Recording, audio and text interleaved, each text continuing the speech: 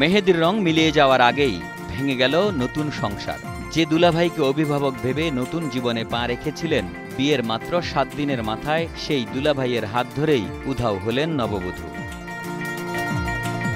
এ ঘটনা কেবল দুটি পরিবারেই নয়, পুরো এলাকাতেই আলোচনার ঝড় তুলেছে। পেছনে ফেলে যাওয়া হয়েছে এক নতুন বর এবং দুটি নিষ্পাপ সন্তান সহ একটি সাজানো সংসার।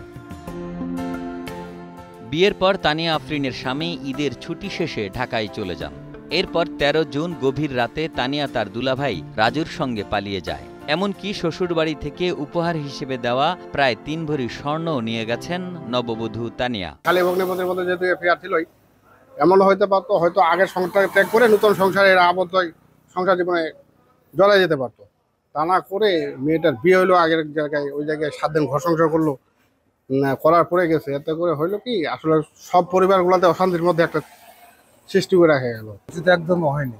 এখন একটা ভুলের কারণে 4টা সংসার নষ্ট। এখন মেয়েটা ওখানে বিনা নিবেন্টে কাজ হয়েছিল, আমরা শুনছি, টাকা দিয়ে নিয়ে গেছে। এখন এরপর নিয়ে পালাই গেল, আর নিজের কপাল নিজে পুরাইলো, আর সংসার 4টা নষ্ট করলো।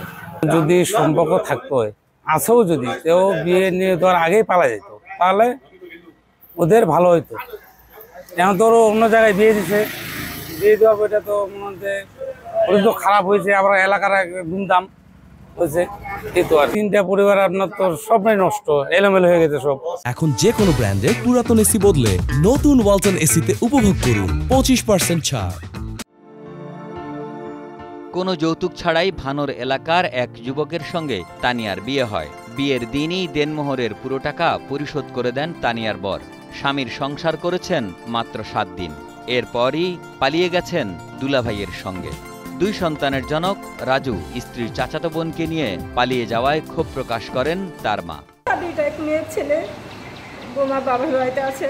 আগে থেকে দেখভাল কি কোনো বাবা মা চায় আমার ছেলে খারাপ হোক, কোনো ছেলে কি বাবা মা খারাপ চায়, ছেলের দণ্ড নাই। আমাদের বাসা থাকতে স্বামী স্ত্রী কিছু দণ্ড নাই। শুধুমাত্র একটি প্রেম বা পলায়নের ঘটনা নয়, বালিয়াডাঙ্গির এই ঘটনা পারিবারিক ও সামাজিক সম্পর্কের বিশ্বাসঘাতকতাকে প্রশ্নের মুখে দাঁড় করিয়েছে।